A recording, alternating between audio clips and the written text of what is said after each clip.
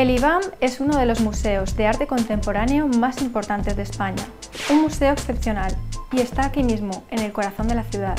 El IBAM, a continuación, en 10 cosas que ver y hacer en Valencia.